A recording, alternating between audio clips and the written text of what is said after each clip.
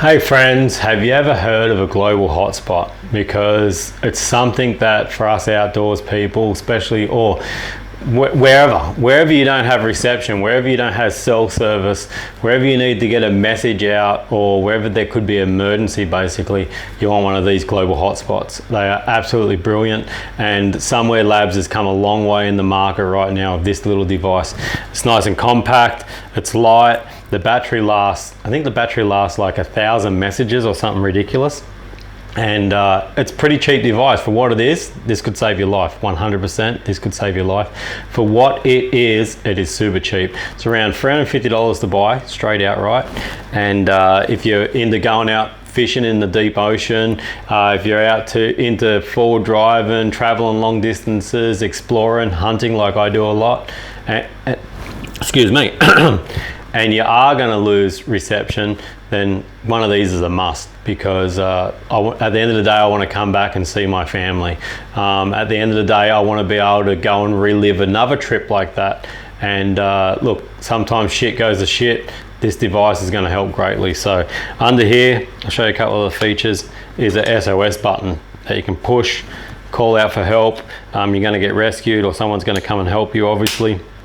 And it also connects to your phone. So Somewhere Labs has actually got their own app. So Android or iPhone, you can use the app, and you connect through that app, and you can just send text messages to anyone, whoever's in your phone, which is really cool. And they've managed to keep the cost right down for the monthly billing, because it doesn't just use satellites, right? So if there's no reception, doesn't matter where you are, anywhere in the world, it's global, it's going to use a satellite to get a message out. But if there's actually a cell provider in that area, even if it's not the cell provider that's on your phone, it'll connect and send the message out for those free of charge. If there's any Wi-Fi near you, it's going to use the Wi-Fi, send the message out free of charge. So really cool. You can be connected to this for as little as, I think well, here it is in front of me. This is US dollars, $8.33 per month. That's the ultralight plan. The plan that I'm on is like plan 2. It's $30 a month, but it gives me 75 satellite messages, 600 pin drops, which is just insane, but unlimited cell and Wi-Fi messages, and then you'll pay a little bit extra for all the extra messages that are going through satellite on that device. So really cool device. You know, I'm the sort of person, I need this. I've had to hit the SOS button on a device before, really scary moment, but I did get rescued and saved simply because I had a little device like this. This guy seems to be really robust, really handy. It lasts, like the power on it is absolutely insane. It's chargeable. You could charge it from a battery pack or a solar panel out in the bush. And yeah, really, really awesome device. Thanks Somewhere Device for sponsoring the podcast. Really appreciate it. And I friggin' love this device. So keep the good work up. Thanks for bringing in a really good product to the market. Nexus bow hunting. Make an absolute premium arrow shaft. So brought to the market because we weren't satisfied, myself, Nick, Kim, and just a lot of feedback over the years that we weren't satisfied that there was a really sort of like a bomb-proof arrow setup on the market. There'd be good shafts but not a good insert. There'd be a good insert but not a good shaft. And we wanted to build the ultimate arrow that you could shoot it, maybe miss the animal if you're a horrible shot like some of us sometimes, hit a rock in the background behind the animal, get your arrow back, you know, change the broadhead out or resharpen the broadhead and shoot the arrow shaft again. That's what we always wanted. So we have at Nexus Bowhunting, we've built the ultimate arrow shaft. It's a premium carbon, and the big one is this Defender insert outsert that we designed and had manufactured. It is amazing. Like, we've shot these in the anvils, bulletproof glass, rocks, bricks, hardwood, timber, you name it, and the arrow survives. So they're a great arrow, super accurate, and they're a 4mm shaft in diameter, so a lot less wind drag going through the air, a lot less resistance when you hit an animal and go through its hide and bone and things like that. And yeah, we've added a bunch of other products too, and there's a bunch more coming your way. So go and check out Nexus Bowhunting. That's Nexus with 2 X's, nexusbowhunting.com. And you can actually buy these pre-made. We do these custom builds now, and very shortly we're about to release a pre-fletched arrow to the market as well. So really cool. Go and check them out, Nexus Bowhunting. Weaponized nutrition. So I've been on this product. I've been on 2 of their products actually. Weaponized greens I've been on for a month and a half, and their weaponized mind I've been on a little bit less than that, but both products seem to work really well for me. And weaponized greens, basically like eating a bunch of broccoli and everything like that. It's going to be really good for your immune system, really good for gut health, and I mix it in with tea. I put it in with my coffee before. I put it in with protein drinks. You can just mix it up with water and drink it if you like. Heaps easier than eating a bowl of broccoli, I know that much. And their other product I've been on is Weaponized Mind. So the Weaponized Mind works really well. A couple of other things on this product, and you can find all this information on their website, which is weaponizednutrition.com. And this guy is going to be really good for your digestive system as well. It's packed of full of all the good stuff, right? So it's got I'll read this from the website: premium alkalizing superfood complex, natural herbs, extracts and antioxidants, essential vitamins and minerals, and it's a prebiotic and mushroom digestive enzyme complex. So all the really good stuff. And with their Weaponized Mind, which I've given a few of these pills out now to sounds bad, giving a few of these pills out. I've given some Weaponized Mind out to a couple of friends that are actually in the nutrition industry, just to see what they thought about them. I felt like they worked really well for me, but just to get other people's opinion, and they had very much the same results as me. So they felt like they were more focused. This is supposed to be good for your memory, your mental clarity, and focus, as I mentioned, and like just execution. So both great products, and go and check them out. Hey guys, so today I wanted to talk to you about these amazing towels that are sponsoring our podcast. They're from a company called Will and Wind, and they're these really pretty, amazing microfiber towels, and they're really thin and super absorbent, and they don't leave any bad smells, and they dry really quickly. They're perfect for camping, exercising, traveling, taking to the beach. So all the good things, and they're really on trend at the moment. So go onto their website and grab yourself a Will and Win towel and put in code Greentree10 for 10% off. Cool.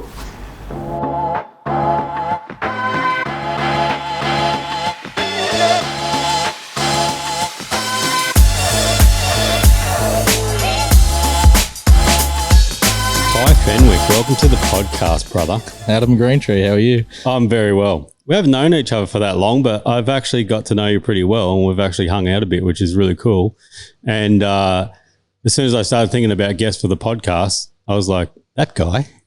Because you live a pretty interesting life, right? Like, and I know you've been around the world, and we're going to go through this because you as a business person, I think, is pretty impressive to a lot of people.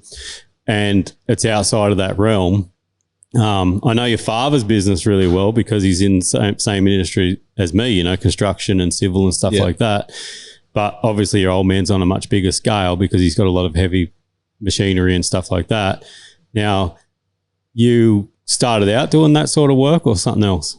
So when I left school, it was basically I went straight in labouring for Dad. Like I was weeding gardens and labouring and throwing timber and beating down doors and everything to do with demolition because he's done that his whole life was demo. He's self-made, so I was hard in it. And well, it's pretty handy, right? Like to be able to jump into something like that. Yeah. And because I always say a lot of people actually hate that sort of work, but you get to love it.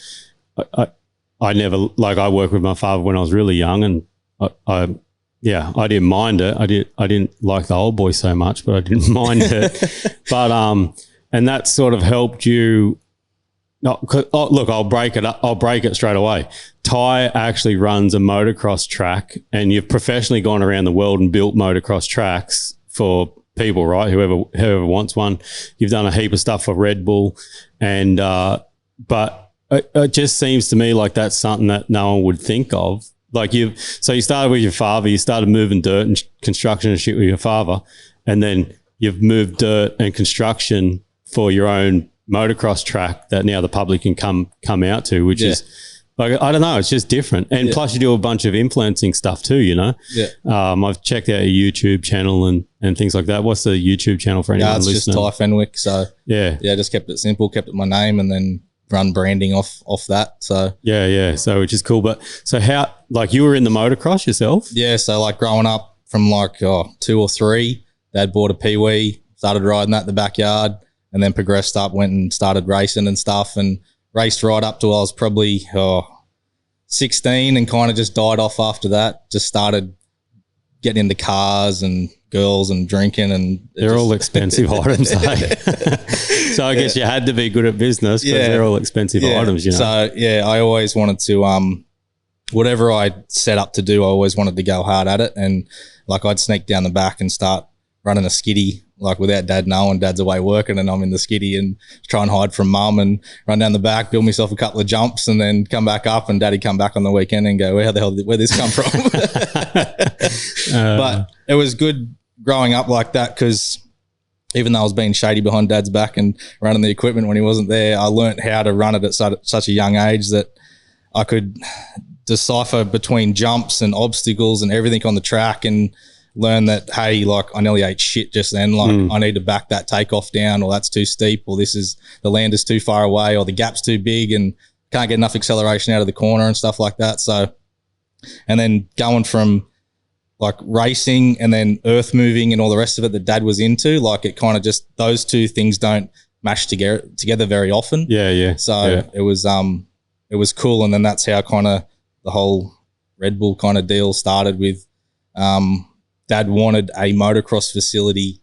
Like, as when we were growing up, we used to go to all the ones around Australia, and he was like, I could fucking do this so much better. Oh, like, it makes perfect sense. You got all earth moving machinery. Yeah. You've got the knowledge from being a rider of how a jump should be formed and whatnot. And because one thing I always take away from your story is you're always checking the consistency of the dirt, right? And so me, just from seeing you, I'm figuring that it wants to be to a point where it sort of holds slightly together, so a bit of moisture in the dirt, and then the tires can rip in. And you want that slight tack feeling to the dirt, and it's such a fine line to get that, like, and that consistency every single weekend. So on a Friday, if I've prepped the tracks at the facility and I get a good storm that rolls through Friday night, I'm like, thank you so much. It's less work that I've got to do, watering and stuff like that, and to get that consistency every single week it's so tough. Like, I'm out there till 11 o'clock at night. I was seeing you. So it's not a short thing to do. It's that's nuts. Major. And how many riders can you take on a weekend? So like right now with like COVID and stuff, we're up to like 500 capacity, but I never want it to get to that because it's a bit chaotic. Like the biggest weekend we had was like 390. Yeah, and like I was starting to stress out. It was pretty full on. But that was when there was a bunch of race meets in the area, so we had all the races coming, and they were all trying out the facility and everything. So and then it's slowly, steadily getting back to what it was now. So And I had a talk with you very early on, and you were saying about, because I was thinking, motocross, you know, like that many riders, it's pretty dangerous and stuff like that. But what you were saying was like the police have thanked you because you're actually taking these illegal dirt bike riders out of areas that they shouldn't be. And even the paramedics have been thanking you because at least they're in a facility now where they can get help straight away. There's other people out of there as well. Instead of riding just out in the middle of nowhere, having an accident, because I know it was only a couple of weeks ago, someone had a bad accident out near Cessnock. Yeah. And I think the guy survived. I think they ended up finding him and he survived, but he was laying there for a long time before anyone got to him. So I guess, you know, you've got policy and procedures in place as well that make it a lot safer for riders to come in there. And so it's actually a friggin' awesome thing. Yeah. And it's great for business. Like, that's it. It's so cool. It's just like it's a thing that everyone wants to do on the weekends. Guys that ride, they always want a good facility somewhere to ride, and the track's a good condition. Everything's kind of held to spec, and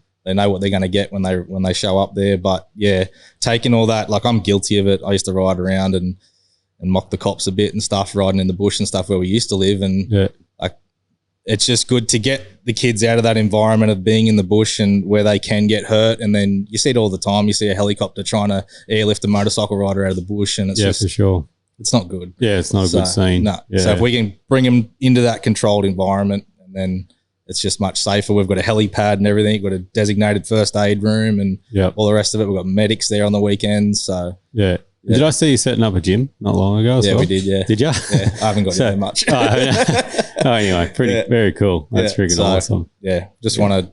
Or we'd like growing up, like I did boxing and stuff growing up with Dad too. Like we did that for like 10 years of my life, kickboxing and stuff. So he always everywhere we've gone, he's had a gym. So we've finally set that up at home now. So we've got to hang a few more bags and stuff. But yeah, got a gym up there as well. But yeah, that's awesome. And we're building these tracks.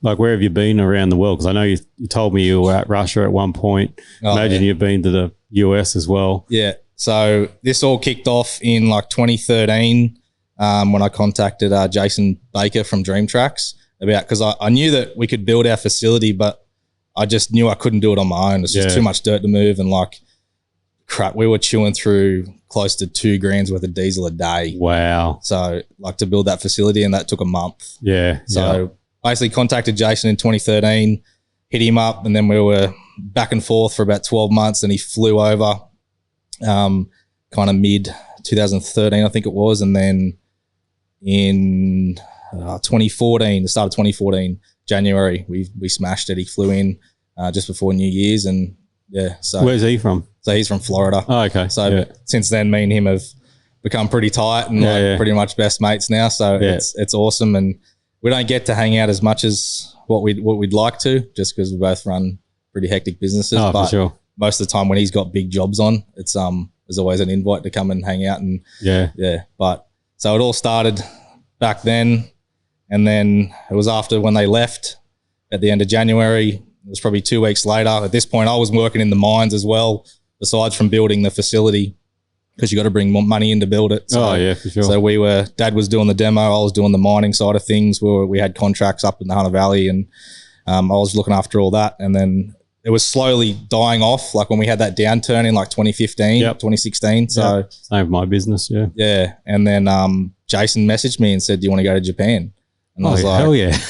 I didn't even hesitate. I was like, "Yep." So straight to Japan. A few weeks after that, and had the time of my life. That is one of the sickest countries. Like, Japan's amazing. Yeah. Karaoke bars, riding push bikes around the street, getting lost, trying to ask how to get back to our hotel, but no rubbish anywhere, eh? No. Like all the cities are just like so beautiful and clean. And from what I've seen, I was like in country Japan, but like no crime. Everyone's super polite. Everyone respectful. Yeah, I love that whole experience there. Yeah. No, Japan is I definitely want to get back there as soon as I can. So they build a big track.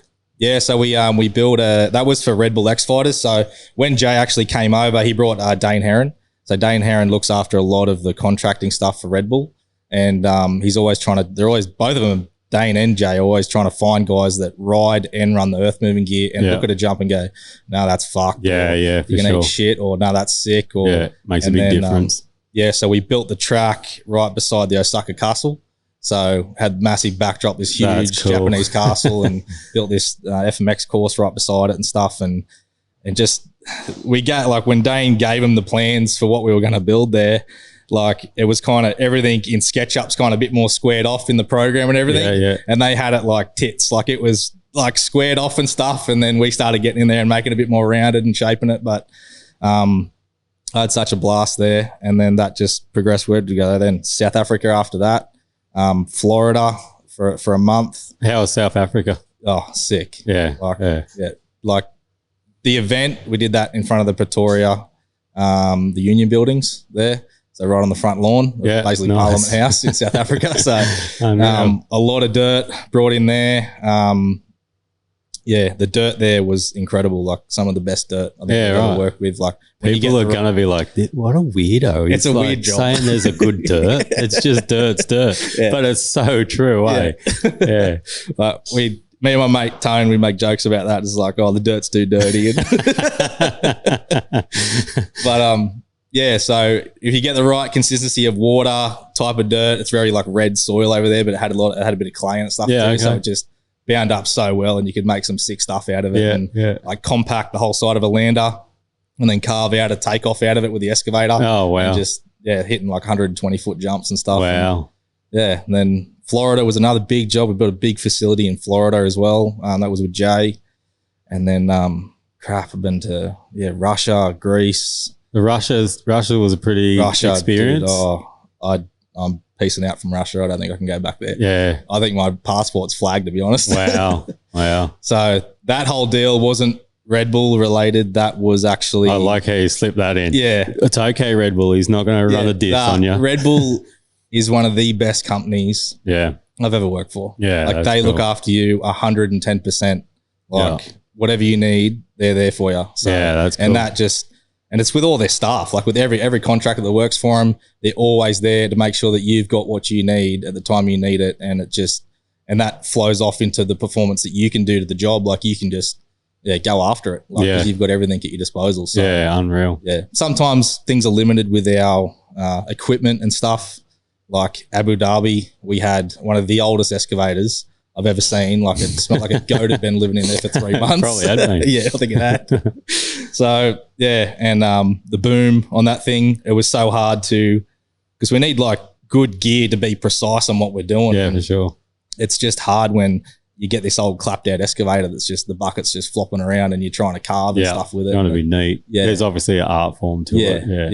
Yeah. And then you've got a brush that's like got a bend in it. Yeah. Yeah, pretty much. Yeah. So, but Russia was next level. So it was a contractor that was trying to do something like Red Bull X Fighters or like X Games and stuff like that. He was trying to go that level. Yeah. At the end of the day, he just ran out of money. Yeah. He ran out fast. Yeah. So, right. But we were on we actually got passport visas, military ones. So military visas to go there because the event was actually on a military base. Oh, right. So we rocked up there. It was me and my brother and my mate Tony. We rocked up and Dane was still a week. He was not going to get there for another week. So he just let me have at it to go after it and start building. Yeah. We rocked up there and dude, there's fighter jets and there's like these massive 14-wheeled friggin' all in this. It's like a massive construction zone. Like they're building this big memorial kind of place. And like we're up in the bloody thrusters of these planes and shit and jumping in cockpits of fighter jets and shit. Oh, wow. They're covered in tarps and just in the middle of nowhere out in on a construction site. Yeah, We're just hanging out, walking around this place and like no one's even looking at us. They don't even give a shit. So wow. But in the end, we dug up their whole they actually had a motocross facility there on the military base that the boys there would ride. Yeah. And so we dug all that up to build the course there. And there was a lot of crap with we couldn't get equipment and we were borrowing equipment from the construction site and it just wasn't what was lined up for us to do. We were supposed to get everything firsthand. And it just didn't go that way. And then by the end of it, the whole event turned to shit in the end. Did they ever hold the event? Nah. No. Well, they did a little bit of skating stuff. They had some skate. So they flew out some guys from California to build all the skate ramps and stuff there. Yeah. And then they I think they did a little bit of skate stuff, but the whole thing turned to crap. And it wasn't good. Yeah, yeah. Well, obviously it takes, like, whoever's behind the whole Red Bull thing, like it takes a certain type of person, not just a packet load of money to actually put something like that together. And like Red Bull's killed it. Like I'm sure I remember the first couple of Red Bull events and it wasn't much. And now just everything, they do everything. It's insane. You know, they've turned all these, that's not sport, into sport basically in competition and stuff like that. So I love all the Red Bull stuff. I met a couple of guys at a couple of the hunting expos that I went to and they were really helpful. They wanted to hook me up and never end up coming through.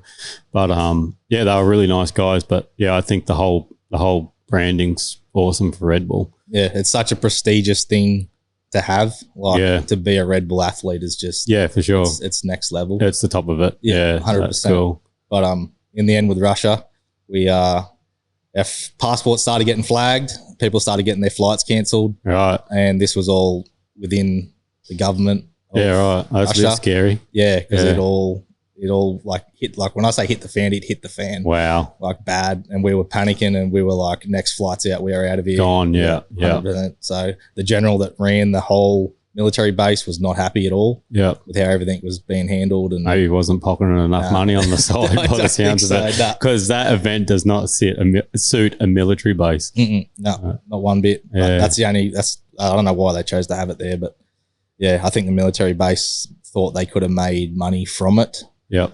To then help fund the construction and everything. Yeah, there. okay. But this place was huge, like massive. Yeah. Yeah, like we had to drive vans around to get around the whole place. Wow. And it's just full blown construction site. But yeah, in the end, we just got out. A few other guys didn't get out, and that's probably the one point in my life I was like, this is pretty serious. Like, I need to get the fuck out of here. Or if I can't, like, maybe you never leave. I'm gonna fucking be in jail. Yeah, So they wanted us to put the motocross track back and everything, and then, but there was no money. Like all the money had gone, and like we didn't even get like paid and stuff like that. And Dane took a pretty hard hit from it. So yeah, but then you're not relying on having to go and build these motocross tracks, are you? So I guess like because those boys, that's their full time job. Yeah, so pretty much, yep. So so COVID would have smoked them. Oh yeah, it's like X Fighters itself has taken a massive hit. It kind of was dying before COVID. The guy that was kind of looking after all that, just like he moved on, and it kind of just all fell apart. Like they were still doing Madrid. We never did Madrid. That was the another company that was doing Madrid, but we were doing kind of everything else. Yeah. But X Fighters is kind of gone now. Don't think it's ever going to come back. Yeah, right. The whole That's freestyle mode. Yeah. But there's still heaps of cool events.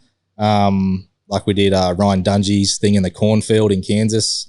That was at Adam LaRoche's place. Yeah, that was very sick. cool. Yeah. So basically like the Field of Dreams sort of movie thing. So we built a track and then carved out the corn, come back like 6 months later, carved all the corn out, and then Dungy's jumping up out of the corn and stuff, and that's cool. Yeah, kind of like a send off. I've seen a bit of that. Career. Yeah, that's cool. But I feel like I should have got you on the Gypsy Tales podcast. Yeah, mate. I know.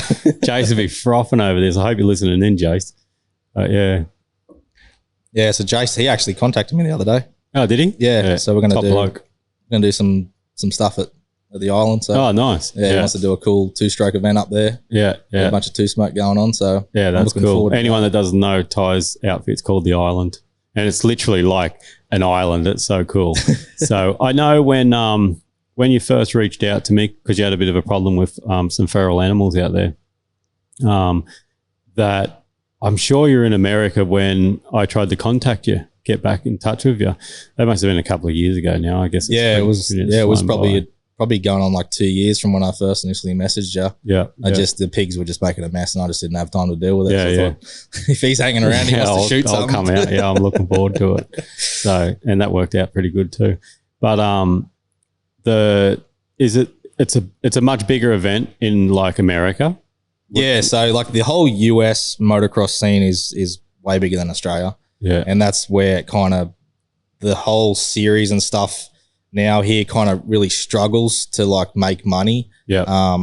Where in the US, just the demographic of how many more people they have is huge. Yeah. Same with hunting, same with bowhunting in particular. It's exactly the same. Yeah. But the scale of their tracks is what I wanted here when we were building like our place. Yeah. So I wanted something massive that could attract most of those guys, and it did attract a lot of the pros from Australia, but it kind of scared a lot too. So, and a lot of the amateur guys, I'd be lucky to get probably 8 guys on the main track on a weekend. So puckering. So it's big jumps because you got the junior track. Then you've got, what do you call the medium track? So I got like a roller coaster, which is like a vet track, like amateur style. Yeah. And then junior track, which is that's probably our most popular track. That track gets smashed every weekend. Right. Awesome. And then senior track is pony up. So put your big boy pants on. Right. That's cool. Everyone's got to start somewhere too. Yeah. Friggin' hell. And then we cater from like kids on peewees. So we've got a big, it's actually an old train carriage. We've turned that into a cafe and everything. That's cool. Put a big deck on it, turn it into a cafe, and then right in front of that, you've got all the kids' peewee tracks. So mum and dad can hang out there and have a coffee and have something to eat and watch the kids go around. And you deck all that out? Yeah. It's handy to be handy, eh? Yeah. It's handy to be handy. Well, these days it is. Yeah, for sure. But the facilities, it's going well. We want to hold more events. Obviously, COVID's ruined that this year, but because we were going to do our Red Bull Day in the Dirt and stuff there. They'd been operating from out of Queensland Moto Park for the past, I think 2 years. They've been running that event, and they wanted to hold it at our place this year, but just everything's fell apart. So, for sure. Looking forward to 2021, and hopefully we can get it there then. And yeah, well, 100%. Who knows what COVID's doing? Whether it keeps, I think it's here to stay. Don't matter what. Yeah, I think it's always going to be popping up. Yeah. I might have had it already. Like same with you. Like who knows? So that's the bit that, and there's so much. I nearly talk about this every episode, but there's so much misinformation out there about it. Yeah. Because I read one article and they said that they found it in a water supply and it had been in the water supply for something like 3 or 4 years before we even heard the word COVID. So if it stays in water or sewage or dirt, about dirt, you might be able to find it. But then it's most definitely here to stay, So yeah, it's funny, but I feel like, because it seems like every time we have a downturn or there's some sort of issue, I'm just always like, fuck, I'm in the wrong industry, because it always hits me. It hits me every time. You'd be the same. Yeah. And, well, COVID hit you, sorry about that, but it wouldn't hit your old man. Yeah. He's construction and civil business. This is the first time I was like, I'm glad I'm in construction and civil because we kept going through the COVID. It just kept, actually, there was more work than ever. Yeah. And there was actually, because I do fly in and fly out, I'm in a very remote area. Sorry, I don't do fly in and fly out. I'm local. Yeah. And all my guys are pretty much, 90% of my guys are local. All the other companies around me, they do fly in and fly out, and they work, say, out of a city, whereas I'm actually up in the bush. They couldn't travel for COVID, so it knocked out all my competition. Yeah. And there I was sitting there as a local. Yeah. The worst part of that was all the extra work I couldn't get to either, because I couldn't employ anyone else because they would have been flying in and fly out. Yeah. But for once, and I spoke to my buddy Jerry Redmond too, that's got a plastering business.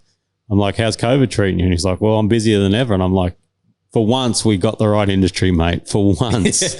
So, but I think your old man would have been flat out, right? Yeah, well, I just went back working for him. Like, he had so much work on, so I just went and jumped on the machine and started running some jobs for him. So yeah, awesome. Just makes sense. Like, I like to have a lot of things going on. Don't always have my things, like everything in one basket, because for sure. when shit hits the fan, that's it. It's all over for you. Like 100%. Yeah. So, I sort of learned that the hard way, because I invested in property in Western Australia, and it dropped like 70% overnight in the last downturn. It hasn't come back up yet, which is a bit of a shame, but I had all my money invested there, and it hit me pretty hard.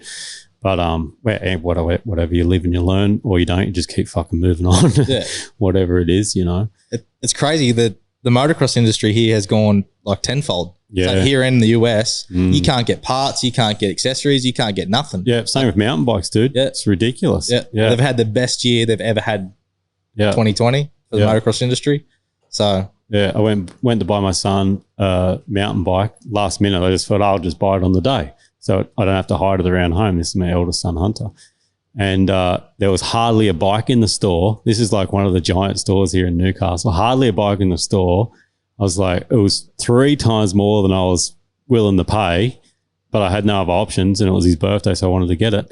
And then so I got it, and I'm like, can you do any discount? And he's like, no, we're not doing any discounts on anything, because we can't get anything. If you don't buy it, the next person's gonna. So I was like, okay, here's my money. Yeah, I went to the same store. Yeah. Like I went to there, and I went to the other one. I think it's Drift or whatever is in Katara there. And yeah, they had one bike there ready to go, and I said, have you got anything else? Nah, that's it. Okay, just one bike. You're like, $10,900 something bucks. I'm just like, nah, I'm good.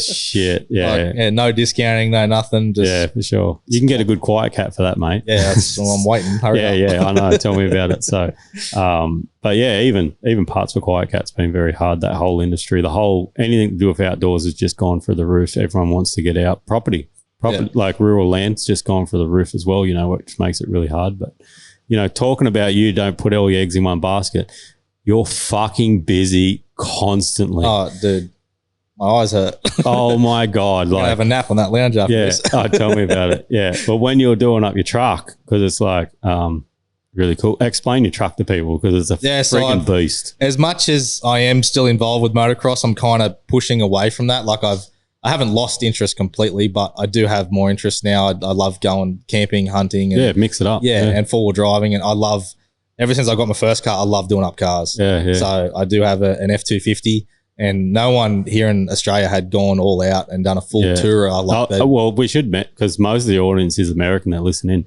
F-250s are not common in Australia. That's like you Americans trying to buy a Toyota Land Cruiser 79 series dual cab. Yep. So yeah, it's a very rare car over here. Yep. And then I have a lot of US followers on YouTube and stuff as well that are just frothing on the way that I've done, because they love our setups. They love our 79s, trays, canopies, dual spare wheels, rooftop tents, all the rest of it, and the way we do them up.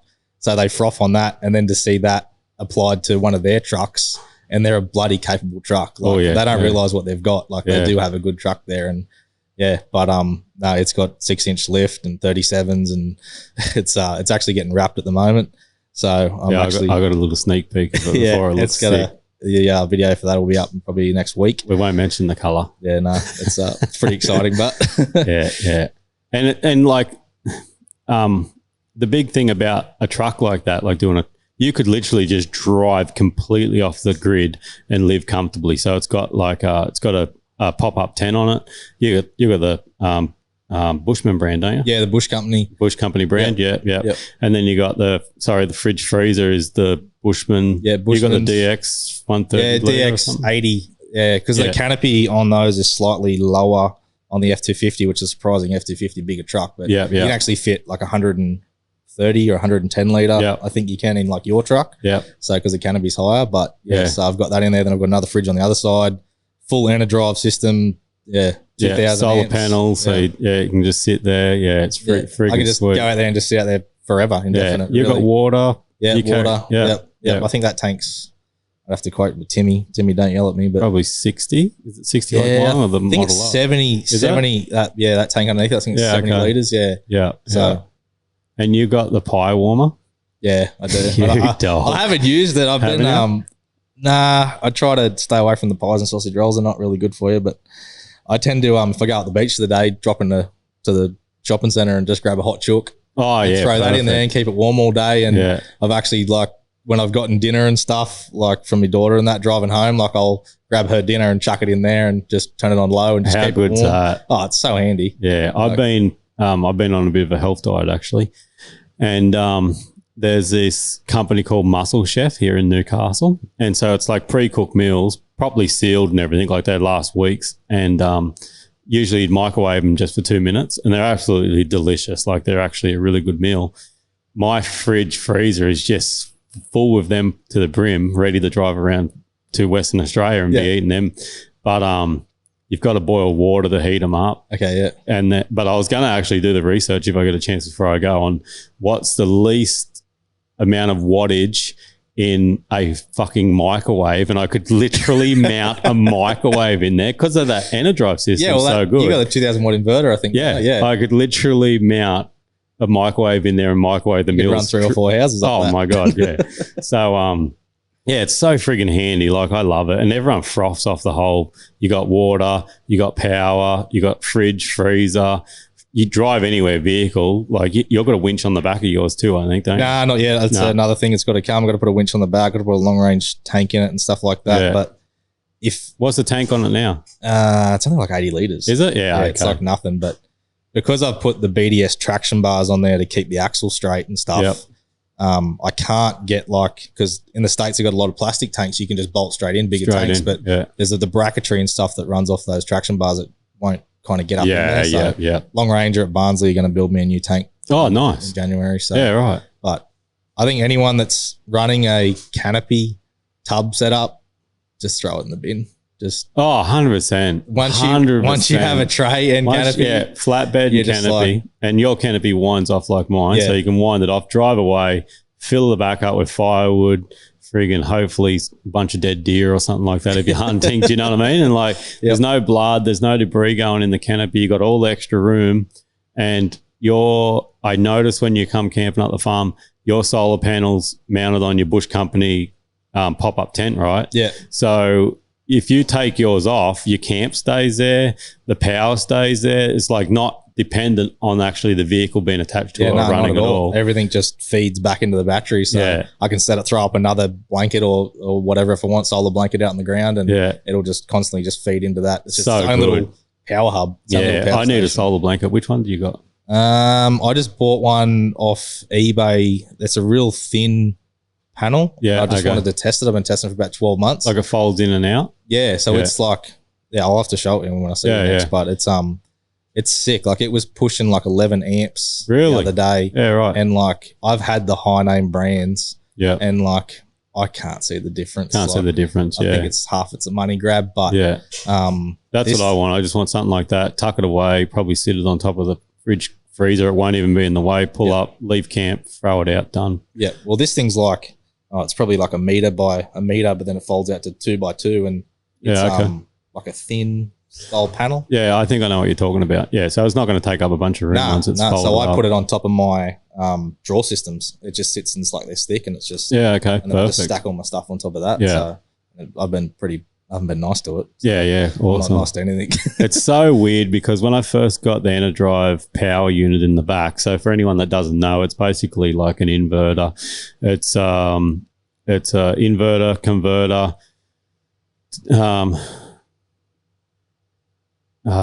What's the lithium battery? Like 2000 amp lithium battery.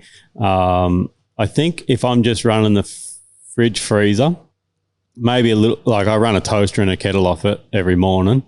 I think I get 4 or 5 days out of that system without getting any sun in or without starting the vehicle. And I always just thought this is just too heavy. It's too bulky. It's not fucking bulky at all, as you know. It just hits up against your head wall. But I just thought, because I wasn't used to it, I'm like, this is so overkill. This is such a yuppie thing to do. I don't need power.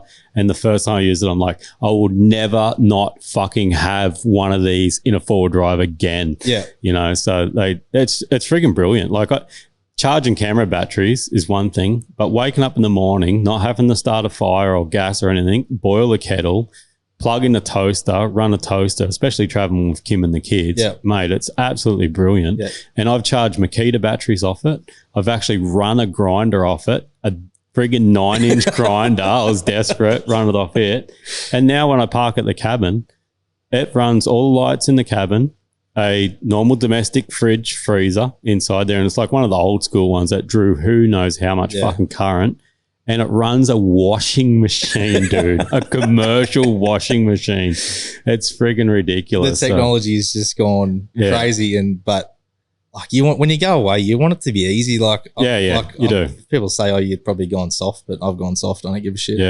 No, it's not soft. It's just super convenient because I'll do the other extreme. I'll fucking walk away from that vehicle for 2 weeks with whatever's in my backpack and nothing else. And it doesn't bother me. It's just the fact that it's so much more convenient and you don't have to buy multiple of things because it's just running whatever you would at home anyway.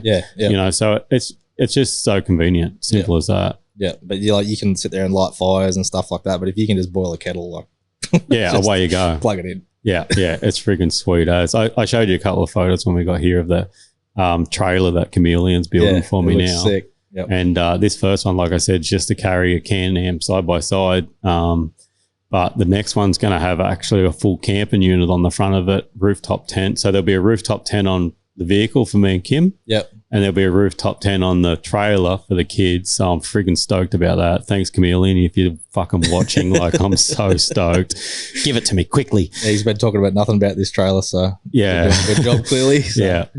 So, did Dean reach out to you yet? He has, Dean from the Bush Company reached out to me and he's hooking us up. They got a brand new model coming out. Yeah, he's got so much stuff coming out, but like he's one dude that actually listens. Like, because like I had so many people saying, do a review on the tent. I'm like, no, not yet. Like, it hasn't, I haven't beaten the thing up enough. Like, I even ran it into my carport by accident. So it's just like, I want to give it a good solid 12 months to understand a product and go, right. And I do. I love it. I love that product through and through. So, So as you know, I've been running a soft rooftop tent, which I've liked because it's got a beautiful, I picked the one that you could have a view to the sky with. But the zipper on it is such a hassle to zip up. As soon as you drive through dirt and it gets dusty, it's a friggin' nightmare. And the other problem with the soft top, if you're doing forward driving like we do, it's only a matter of time before you put a branch through the soft top. You know, but so now I've gone the hard top. But what sold me on it was when you were up at the cabin camping in your truck, it lifts up in such a way that you still get a full view of the sky anyway because of the angle that the whole front opening is. And when you went to leave, dude, it took you 1 minute to pack up your rooftop tent. All the bedding stays in there. The pillows stay in there. The clothes that you want to get changed in and out of's in there. A couple of personal items. Yep. Still fits in perfect. And then you didn't lose your area that you could mount your solar panel on. Yep. Because now if I go out camping, pull up camp, obviously the fridge, freezer and everything's in the canopy, and I take the canopy off, I can't drive away. I've now got to take the solar panel off the roof racks because it can't fit where the soft top tent sits. But with Dean's one, the Bush Company one, I can just mount it straight to that. Everything it's done. Yeah, well, like it's seconds. It's a roof rack. Like, don't go and buy a roof rack because Dean's new tents have like channels on the side for awnings and light bars, and you can run. Yeah, you could put kayaks on the roof, surfboards, push bikes. Like, it's the tent is a like. So you go like your roof. Don't go and then put a roof rack and then put a tent on your roof rack. Right. You've got all that weight of a roof rack. That's why when he was asking me, do I have channels on the canopy? I was like, yes. And he's like, oh, okay. Yeah. Like I was thinking like, you should be happy. But he was, he obviously doesn't need it. So that's pretty cool. But do you feel like this is how I feel like when I've got my truck rigged out, and like for the last 10 years, I've had trucks that have been rigged out to go off grid, is like when coronavirus was hitting, I was like, I reckon I was less stressed than everyone else because I was like, I got my Land Cruiser. Yeah. I'll fucking see you later. Like I will go so far off the grid and still be comfortable that it's not funny. And I'm also like, if the house burns down, I'm fine. I've got a mobile house to live in. You've got power. You've got a fridge. Yeah. I love just having a fridge in my truck, like to have just a cold bottle of water handy. or whatever. Just in there. Wherever you are, I actually made a video about that on YouTube.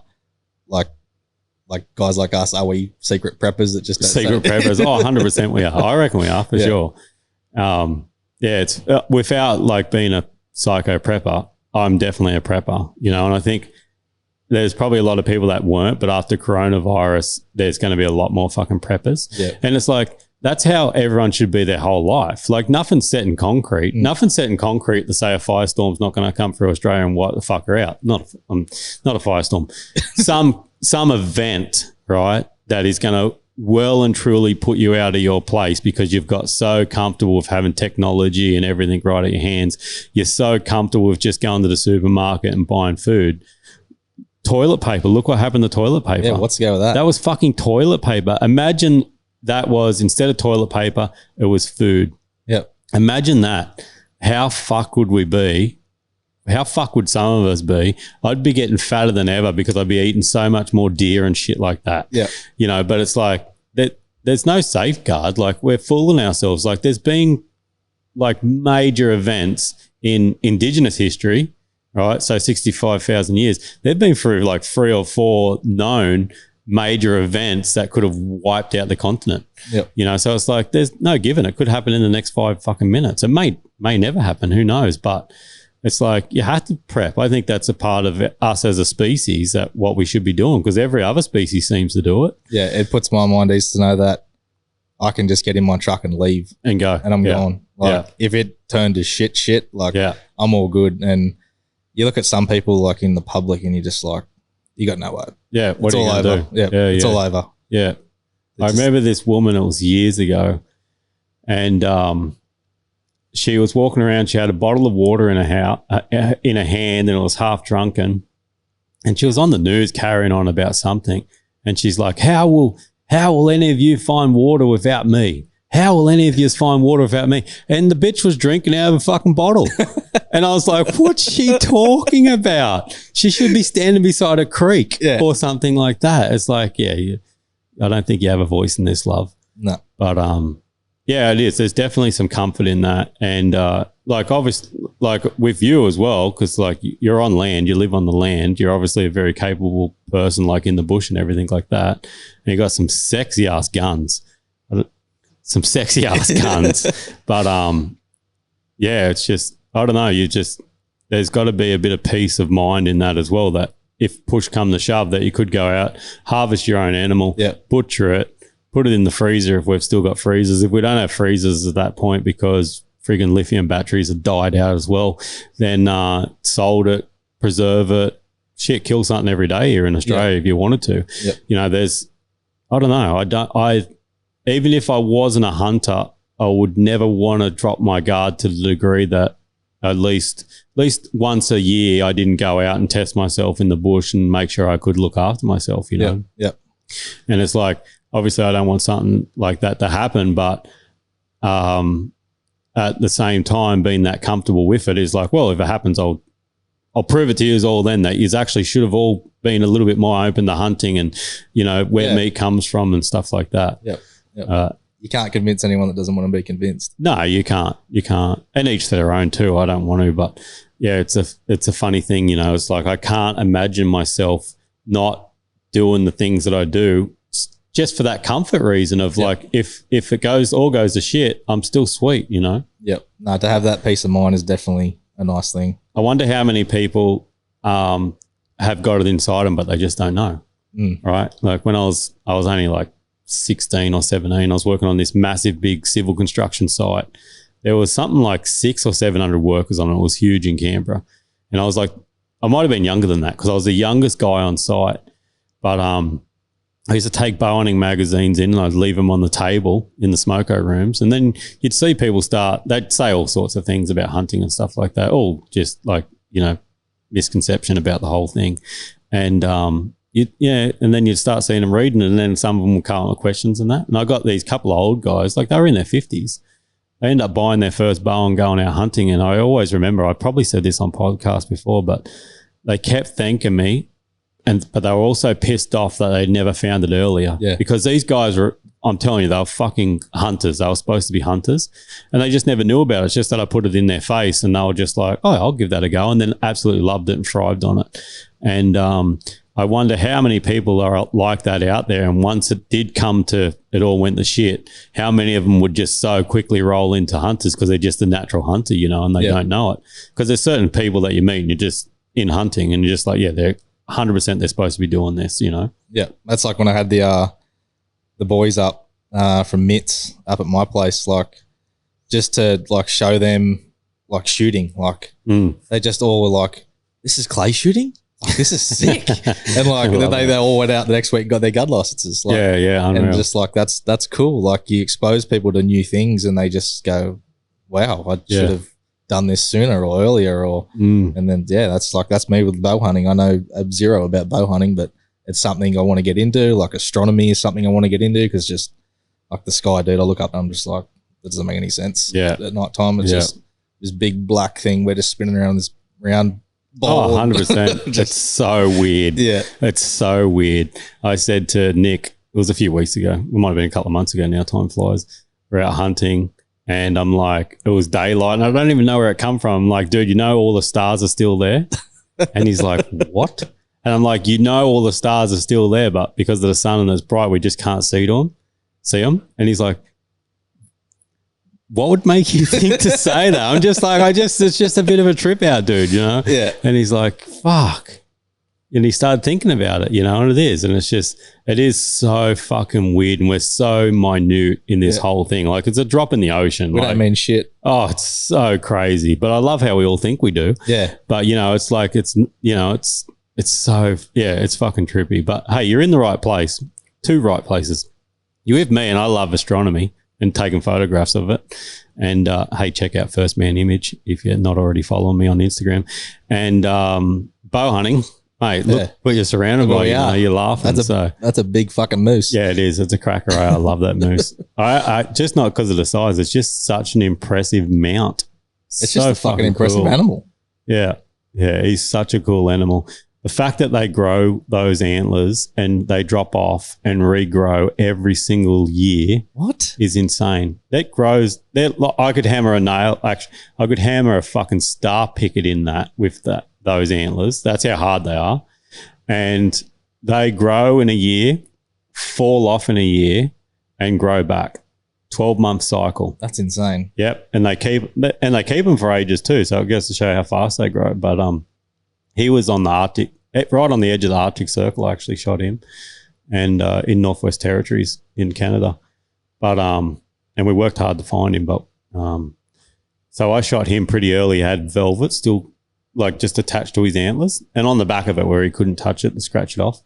And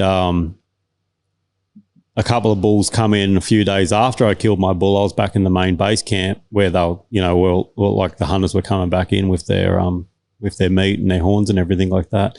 And the next two moose come in, they had these holes punched through their antlers like that. These other guys are rifle shooters, and I was thinking, fucking hell, it's a big animal to miss by that much and shoot through the antlers. And then I said to my guide that was with me, I'm like, is that typical that the rifle shooters would hit them through the antlers trying to get a shot into their chest or something like that? And he's like, no, that's from fighting with other bulls. And no, I'm not shitting you. I could definitely use those antlers to bash a big nail through fucking hardwood. I'm not shitting you. And other moose charging and fighting, they reckon it sounds ridiculous. That was the moose's antlers punching through the other bull's antlers that come in. They had these holes for their antlers, and that's what it was from. Holy crap. Yeah, they're an insane animal. But that was a big mission to get him. I ended up getting him killed. I think we were about 7 or 8 days in the mountains. And I ended up doing a perfect shot on him. At the time, I didn't think so. So we seen him from a long way away, like probably he was like 2 or 3 Ks away, and end up stalking in, got in there, and you could hear him. They go in like this bit of a trance when they're breeding. It's the breeding season. We're doing cow calls to like as in moose cow calls to get him psyched up, get him fucking horny, I guess. And they're just like, ugh. That's all you hear, but it's so fucking deep, dude. Yeah. Like it like nearly echoes inside your chest cavity the way that they do it. I think it's through their nose that they do it, and they're like, ooh. And they're like massive big trumpets, those nose. Like his nose cavity starts like pretty much just below his eyes. Yeah. So I could stick my hand up to my my fucking elbow when I had to like carve his meat and skin out and stuff like that. And so that's trumpeting out of their nose. And it was too thick, so we couldn't see him. We kept calling, and then we ended up getting him really aggressive. We started like raking trees, like sounding like another bull smashing a tree. Did a bull call, and then the next minute you could hear him coming like that. Was getting closer. It's like fuck. So I got in position, went up, a bit in front of the guide. The guide stayed back and started calling, and he come out of these trees, and all the trees were just folding over, like just walking straight through the trees like this. The trees are just folding over. That's what I could see. And then I just seen his nose come out and his whole face and everything. And he was like 4 or 5 yards from me fucking max and walked straight beside me. And like, that's to his body. So he's like antlers are like another yard out further or more. And it was so weird because every other animal you shoot on like level flat ground, you're aiming down, right? Yeah. Like this, like everything's heaps smaller than you. I just remember coming the full draw, and I actually had to lean up to shoot it where I wanted to shoot it, and shot. And he ran straight past me. He like probably come 2 yards past me, crashed straight past the guide, Byron. And then like it was like fucking adrenaline's pumping for you flat out. Like that's a once in a lifetime hunt, once in a lifetime opportunity, the whole lot, and everything's boiling down to that. Then you do the shot and it's like, wow. And then I walked up to a tree, and the blood trail on that tree was at the top of my head height on the tree. And I'm like, you fucking idiot, you shot too high. And I even felt like I shot too high, And like that's a big dollar animal. Like you pay a lot of money. As a foreigner, you pay a lot of money to shoot an animal like that. And if you draw blood, that's it. The trip's done, And I was like down on myself, and I was second guessing myself. I'm like, no way. Like I don't make those mistakes. I've never made those sorts of mistakes, And anyway, we waited, and even the outfitter was like, oh shit, I think you've hit him high. Mate, I shot him in the middle of the heart. He only ran 60 yards and dropped dead, but did it quietly because it was like in this like quagmire sort of boggy stuff. Yep. And so anyone that doesn't know, and you'd know it, like the heart in an animal sits at the very bottom of their body, like the very bottom of their torso in the brisket. And when we stretched him out, and like I'm 5'11" or something like that, when we stretched him out, that was in his heart, and it was at the top of my head. It was like just a massive animal. Like they're so much taller than a horse. So there's a video I've seen it do the round a bunch of times where there's a moose walking down the center strip between a freeway, and there's cars driving past it, and this thing's giant. That's how fucking big they are. Alaskan Yukon moose. The Canadian moose aren't as big, but they're still huge. And we actually had to get a helicopter in, and the helicopter dropped the net down. So we bagged up all the meat, the skin, the antlers and everything. We carried it out to like a pile, like, because it was a long way to get to a clear, and like we'd already killed ourselves to get it there. Put it in a big pile, helicopter come in, drop the net down. We filled the net up with all the moose, and the helicopter actually had to take it back. Like there was no way you were getting it out of there otherwise. So what sort of time frame's that? Like when you have to, like, to have him mounted like that, like to have him up on the wall, because where he come from, like the Arctic Circle, I guess it was 12 months to get him back. Yeah. You know, got to go through customs. They tan the hide over there, so that's basically leather with the hair still on it. That's all it is. So it's all treated and it can't rot or anything like that, and it's all safe at that point. They clean the antlers down because obviously Australia's biosecurity is like pretty hardcore, and so it should be as well. We've let enough fucking dumb shit in, like cane toads and pigs and foxes and that. Corona. How'd we let that in? And so I guess it was about that long. But like it'll last forever now. Like my kids will have that if they want it, or I'll just leave it in the Nexus bowhunting studio forever till the world comes to an end. It's just looking at everything in here. It's gnarly. It's insane. Cool how they can be preserved and kept. And it's like for a like you're fine because you're a hunter as well, but for a non-hunter, it can be a little bit hard to understand because it just it looks like an ego thing, right? It looks like a fucking like, look at this that I killed this, you know, and it's not like I don't think of anyone really else looking at those other than myself. And when I look at them, it's just a flood of memories. And actually, it's a very respectful thing for me to do because it's yet another part of the animal that doesn't get wasted. Yeah.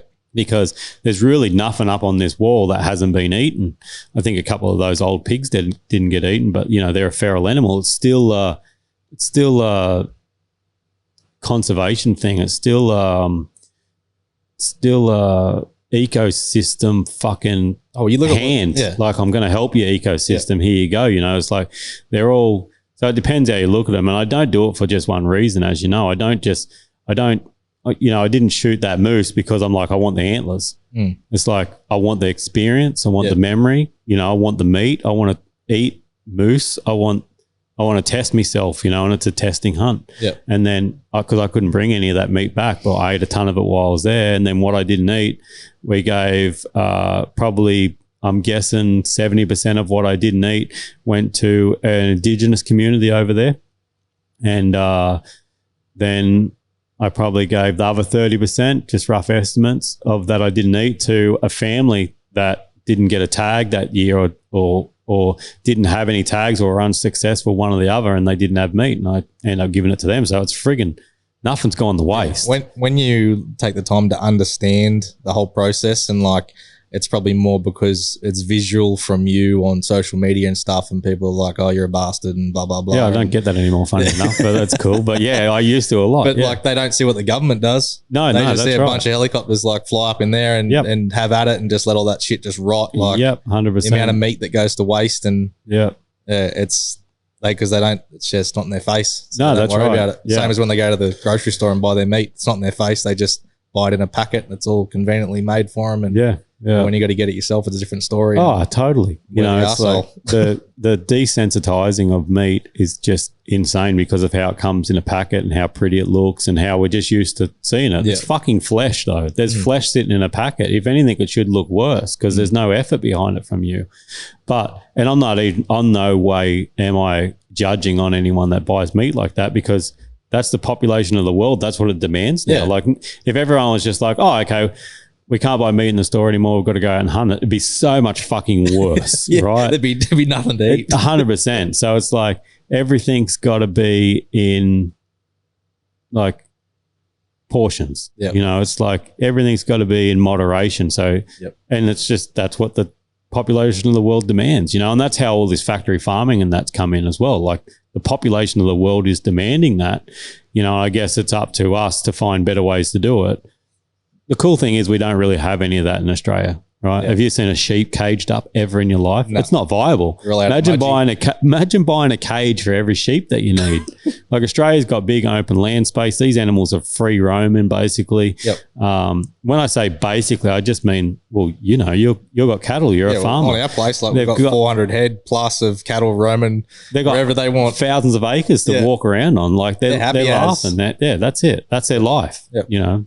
And the other thing, I guess, is without people eating meat, without that demand from supermarkets and the human race, that animal wouldn't have a life to start with, because if there was no market or money in it, farmers wouldn't have them and they wouldn't breed. So it's sort of, I don't know, this sounds weird, but it's like that animal owes you its life anyway, because it's not a wild animal. We're talking about a domestic animal, an animal that's been domestically bred, like for that purpose. 100%. So, and they get to live a nice fulfilled life, eating grass, get fucking rained on heaps, hear some motorbikes out at your place every now and then, smash a few fences for me. Smash a few fences for you. Like, you know, they're living it up. That's what they are. I always look at a dog, like you look at a dog's life as being pretty plain and that. Fuck, my dog's your dog. So happy, dude. Like, I'm jealous. I'm like, imagine I want to being get a that fucking damn dog. Yeah. Oh, dude, 100%. So it's like, yeah, I don't know. It's a funny thing, but you're 100% right. If you really look into it, if you spend the time to have an open mind and be like, why are these people hunting, or why are these farmers farming, or whatever, as long as there's good practices involved, obviously. Like, you can be a good farmer and a shit farmer, good bow hunter and a shit bow hunter, fucking good dad and a shit dad. Yeah. You know what I mean? Like, we can't rope everyone into the same thing, but as long as those things are done, you know, in a certain way, then, you know, it's beautiful. So yeah, like when I was younger, I didn't agree with the whole trophy hunting thing in like South Africa and stuff. And then for sure, when I went there and I was explained everything, I was like, huh. Even me as a hunter when I was younger, just, you know, obviously I had a bit of a narrow mind and not looking into it enough for the same thing. I'm like, who would go to Africa and shoot this? Who would do that? That doesn't interest me. I'm only interested in shooting feral animals. Yeah. Well, feral animals, yeah, of course, because they're feral and you're doing the ecosystem a favor, but they've got a different model over there when it's 100% fucking a conservation act. Yeah. So it's like, and once I realized that, look, I'd never go and shoot an elephant myself. Yeah, no, I don't think I could do that. That does not interest me one bit. Fucking giraffe does not interest me one bit, those sorts of things. But it doesn't mean there's anything wrong with it. Yeah. Because it's proven that, even as horrible as it sounds to a lot of people, that's a massive act of conservation, and it's done in a certain way that actually benefits the population. I've explained this before too. So there'll be an old bull, past his breeding cycle, won't breed anymore. So there's no new elephants fucking getting bred. Yeah. But he's fighting off all the younger bulls that actually would breed the female elephant and make more elephants. Yeah. Then they get to charge a fucking packet load of money for that old bull to be harvested. The meat gets eaten, so it stops the villagers from doing illegal snaring or killing themselves or anything like that. Old bull gets eaten, fully used, brings in a bunch of money for conservation. Young bulls get to move in, breed. Who doesn't want to breed? Yeah. Don't always want kids, but they end up having a baby and there's more elephants. Like, come on. So fucking... As soon as you do that, as soon as you look at it like that, it 100% makes sense. Yeah. And people just need to get over their shit of the idea, including me when I was younger. A lot's changed since then. Yeah. But, yeah, and I think when you get to actually go there and actually see the model in place itself like you have, then I think that's even better again, you know? Yeah, if anyone wants to go to South Africa, I highly recommend it. Like, go there and experience it. Like, for me to be face to face with a lion and to be playing with lion cubs and stuff. And I've still got the shoe that I had from Red Bull X Fighters when I was wearing there. This cub ripped it apart off my foot. Really? Oh, just that's like, so cool. It's just like I got a cat at home, and you just know the power of a kitten has, like when they're going at it, like I'd just lay down and just be like, no, I'm done, eh? Like, you can have me. 100%. Just could not fathom the power that a lion has. Like, no, it would just, Same with a mountain lion. Like, if one of them wanted you and it grabbed you, because it's got 4 fucking arms. Yeah. It's seriously got 4 arms and they've all got daggers on them. Plus its fucking mouth might as well be another arm. You are so in trouble, dude. Yep. You are so in trouble, you know. And it's like, there's a few animals like that, but the big cats are just one that you just wouldn't get out of their grasp, you know. Nope. Yeah, I've always thought it was on that same trip actually to Northwest Territories. And when we were coming in the camp on the first day, or it might have been the second day, there was a giant fucking grizzly. And I just remember looking at the size of it. And I had a tag for black bear. And I said to Byron, I'm like, this might have been day 3 or 4. I'm like, there's been no black bear prints or sign at all. He's like, no, the grizzlies moved into the area and they fucking wiped them out. And he's witnessed them fighting. And he said the one swipe from a grizzly fully disabled a black bear, right? That's some power. So think about fighting the black bear. Like, I don't want to. No. Then a grizzly's able to disable a black bear just like that. You're fucked, dude. Yeah. You're so done. Yeah. You are so done. It's not funny. Oh, did you ever see that that picture of that guy that got attacked? He's got his face ripped off Yes. and then got it. Yeah. Oh. That's freaking because I've had encounters with grizzlies. Yeah. Fucking 250,000 people have sent me that photo, and sometimes it doesn't show you what it is, and you click the photo and it jumps up in my face. Yeah. I've seen that photo so many times it fucking haunts me, dude. I don't want to see it anymore. So don't send it to me, anyone. But that's like I always said it on Rogan's podcast. Like that's a fucking living monster. Yeah. We've just come up with a name for the living monster, and it's called grizzly or a brown bear. It's like 100%. That's a fucking scary creature. There's like horrible horror stories in books that are like fiction. Yep. And it's a grizzly bear. That's all it is. They've just drawn it in a different fucking form, you know. So yeah, pretty scary. But that's why I don't get why Rogan don't fucking come over. It's like, dude, that shit's in our water. Yeah. So we've actually got to go in the water for something like that to happen.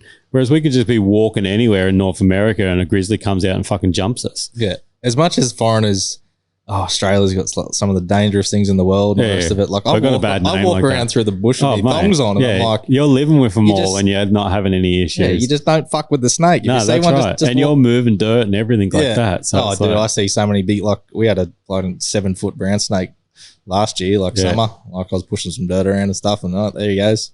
No worries. He's all good. No, they're definitely not. If you're going into their terrain, you got your wits about you, I don't think I don't know what the chances are, but they're fucking slim to none. Yeah. I just hate it when they scare the fuck out of me. When they for sure. Fucking there. Yeah. Oh, 100%. I remember I was actually pig hunting with a buddy of mine, Matthew Bestwick, and we've been doing big days, late nights and shit like that. So middle of the day, you'd lay down and have a bit of a sleep, you know. And I was in long grass, and like long grass is never as bad as people think. Snakes hate long grass. Yeah. They'd actually prefer to be out in the open in the sun and be seen, so they can't get trod on and that.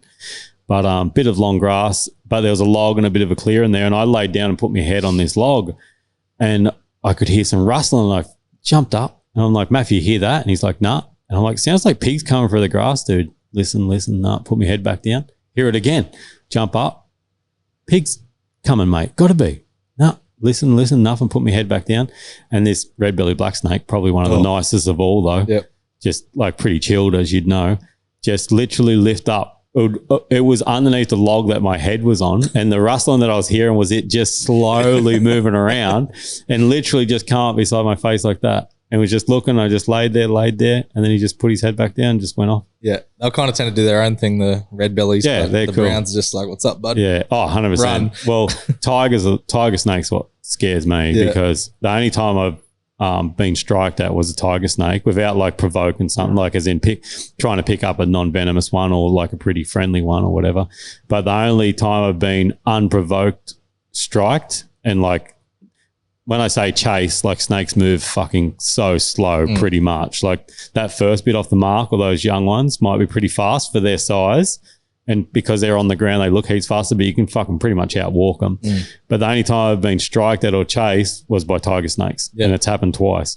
One of the times I was fucking dead because I was 3.5, 4 hours and a hardcore slug back to the vehicle. And I could hear like, and I was like, fuck, what is that? What is that? And then the third time, which like that was the fucking sound of it moving through the air, striking at me. And when I looked down, it literally missed my pant leg, and I only had thin pants on as well, by about fucking half an inch, dude. And I'm not a snake killer one bit. Like I don't, like unless it's in your house or you're threatened or you can't remove it safely or whatever, I might try and kill a snake. And legally, that's the only way you can kill a snake. Well,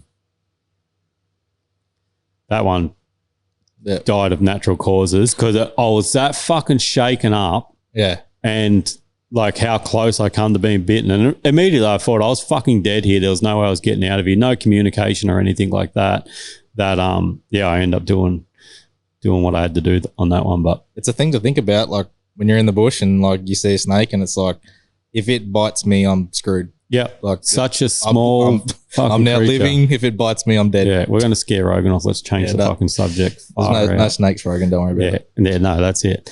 I actually filmed your car when I was coming into the studio because I actually thought I was late. And then I worked out you were early, so that's good. It wasn't on me, but I was still fucking late. But I walked up and I was like, fuck yeah, here's the Ford.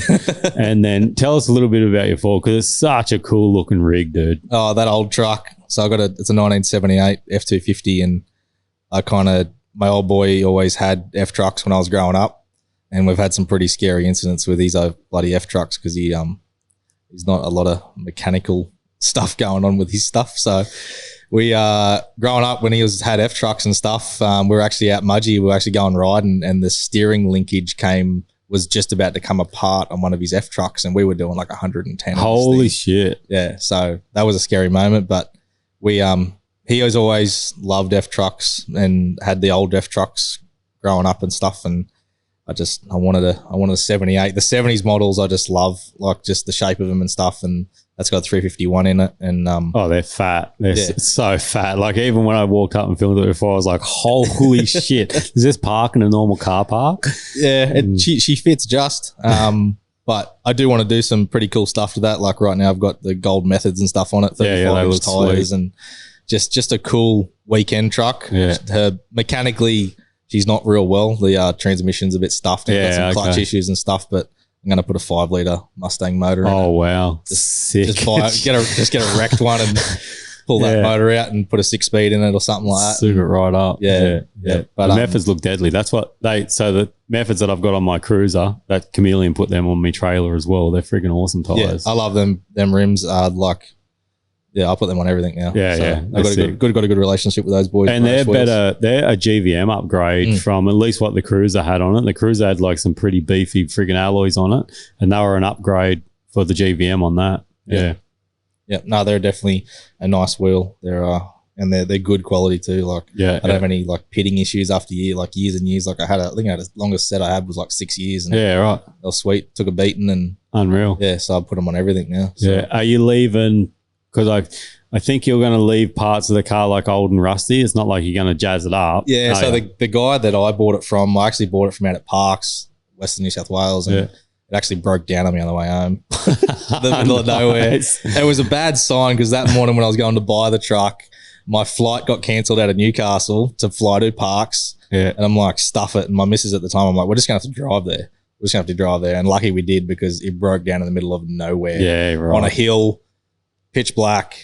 And I was like, I just could not work out what was wrong with it. And I think it ended up being a distributor or something issue with it. But we actually dragged it for like 3 kilometers until she fired in the guts again. And just, then drove another hour. Then she'd die again. Then I started again and drove another hour. But I love that shit. Yeah. I love going and doing that sort of thing. Yeah, that's cool. Some of the coolest memories is dragging that thing back home. But I've been getting heaps of the US parts. So I've got like a US sliding rear window for it. And I've got new mirrors to put on it. And all the dash and stuff, like the dash for that truck. There's a guy in Melbourne that I buy all my parts from. Him and his brother import them from the States and then strip them out. Yeah. Because there's no parts left here in Australia. So all the guys that have those old F trucks can't find parts. So they import them, strip them in their little factory down there and sell the parts out. Like just the dash, the plastic dash cost me $1,000. Oh, wow. It's out. Yeah, it's ridiculous. But oh, you got to burn your money somewhere, mate. Yeah, you can't keep it in the bank.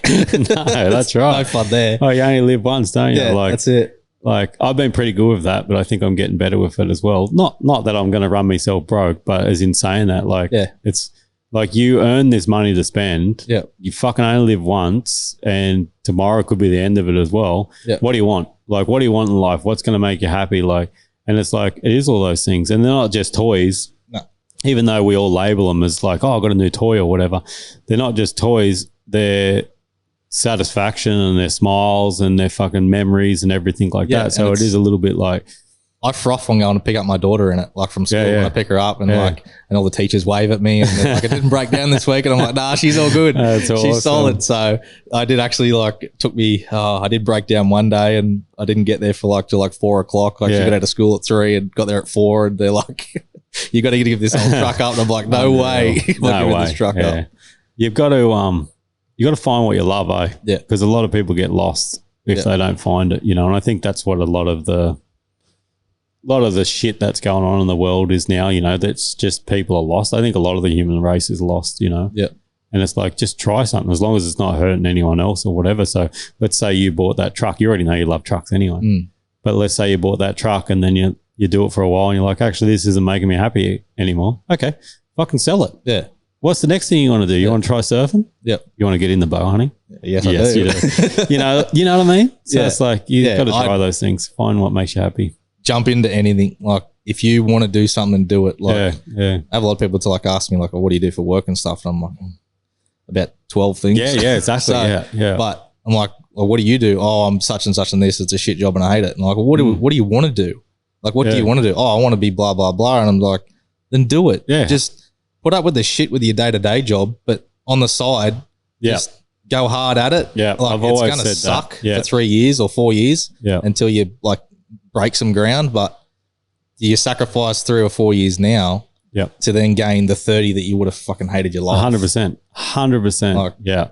That's the way I look at it with my daughter, and that's why I'm like kind of doing the YouTube thing, because I just want to spend more time with her. And growing up as a kid, I loved going up Fraser Island and just having a blast with the family and stuff. And I want to do that every day with her. Yeah. I don't want to be busting my guts. I'm not worried about money. I just, as long as I can make enough to be comfortable and just travel with her and homeschool her or whatever, and just show her all of Australia and just laugh and live in the good life. And you've set the seed for the next generation to come along, you know. That's what I've always thought that a bit with my kids, you know. I don't care really what sacrifice it comes at. It doesn't anyway, because I love taking them to all those things. And you're fucking young yourself. Like I call my boys mates. Yeah. Like, you know, I call them son and everything as well. But because you're young and probably even younger in the head and younger at heart, as in you can get in and do those things with your daughter and stuff like that, you're enjoying them anyway. And you've absolutely set the seed that she'll do that with her kids too. Yeah.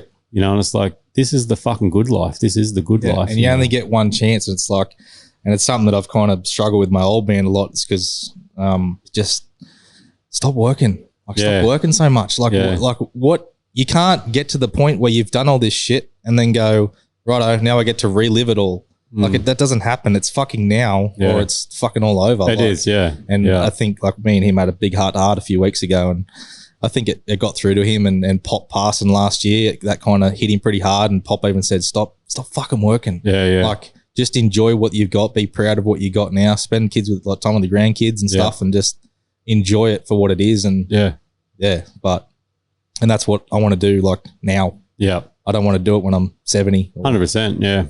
Yeah. I felt like I've been retired for fucking 10 years or something now. I don't know how long, but and that's how I've always wanted to feel. But it is hard to break that workaholic thing. Yeah, he doesn't know anything else. Nah, and there's different strokes for different folks too. Like, maybe your old man is happy doing that. Yeah. So he froths on it. He loves demo. I've seen He just looks at a building and goes, I can take that, and I can build this out of it and this. Yeah. And I know he froths on it. Yeah, for sure. So, and some people are happy doing a lot less too, you know, like we're both sitting here like, fucking get in and do it, you know, you dogs. But it is, some people are just happy doing the 9 to 5 and doing their thing and being relaxed like that. And that's all good too, you know. We're not talking negative towards those people, but anyone that does, like you say, it's just like, oh, you do want to do that, well, fucking do it, or at least have a crack at it. It's all fucking good to fail. I love failing. Oh, fuck, if you love your 9 to 5 and you froth on it, sweet. Yeah. Just do whatever makes you happy, because don't chase the money. Like, don't ever fucking chase the money, because the money, like, you'll always fail. Do something that you love every day, and then you're going to put all that effort into it. Do like whatever you do for a hobby, try and do it for a job. Yeah, 100%. You're into it already, and that's what I'm trying to do with my trucks and stuff, and the YouTube and stuff, is that I love doing it. I froth on hunting, I froth on camping, adventure, just overlanding. Like, I was spewing this year, like for my 30th, I was trying to go to Simpson Desert, and we had a big trip planned up, and that all turned to shit. But I was really looking forward to that this year. I had a few trips. I was going to go to Cape York and stuff as well. And next year, mate, just keep doing the rounds. It's 2021, but it kind of gave me that time to work on the truck more and get more stuff done. And because I probably wouldn't have been ready. And as much as COVID slowed things down, it didn't really for me. And I think you are the same. Like, it just kept chewing up. Oh, the year's gone by so fast. It's ridiculous. That's another good reason to fucking get out while you can, because far out it goes by fast. you know. But no, I think getting away, I hope next year is going to be a lot different, and I hope it's because I'd love to do the Simps. I'll come with you. I'll meet you somewhere. Yeah, I'll drive from the side of WA through and friggin' meet you somewhere along the way. You know? I want to do all that shit, like all those tracks out through that way. Yeah, Canning Stock route. Yeah, I'm there. Yeah, so cool. I'll froth on all that shit. I want to do the full lap and just take 12 months off and just let everything slow down. Less phone reception. Just it's a good life, man. Yeah, it's fucking awesome. 100%. Yeah. All right, awesome. Well, let's wrap this up. Thanks for coming in so much, dude. No worries. And it's been awesome to get to know you. You know, over the last, it might have only been a year we've known each other, but whatever it is, it's been awesome to get to know you. You're doing a friggin' fantastic job on the YouTube. So I've been watching a bunch, even the little ones. You did some on some light bars and stuff like that. Yeah. And I don't know, you just got a certain way about how you talk about it and show it. And it's just like when it's coming from you, you can tell that it's all tried, tested, and true. You just haven't picked up a product and just went, hey, this is fucking sick. You know, it's just like, so and that's cool. With any of those companies that wanted to work with me. Shout out to Laser Lamp. Like they give me a bunch of products right now, and I'm like, I'm not going to review this stuff straight away. I'm going to like do install videos and stuff, but I'm going to run this thing into trees. I'm going to run this thing through the water. I'm going to smash the shit out of this thing. And if it can survive, then I'll say it's a good product. But I try to do videos that I guess I hate watching videos where nothing's explained. And you watch a video for 10 minutes and you're like, I didn't fucking get anything out of that. You're left questioning everything still. So, I don't know this and that. And mods and stuff like that's just huge right now with all the 4-wheel drives and stuff. And it's like, if I can explain to someone and give them all that information for free and say, hey, do this from the experience that I've got, then, and they can take away something good from that, then hey, that's a subscriber. That's sick. Yeah. No, well, all the best, brother, and thanks for coming in again. Yeah, no worries. Cheers. Ty Fenwick, everyone.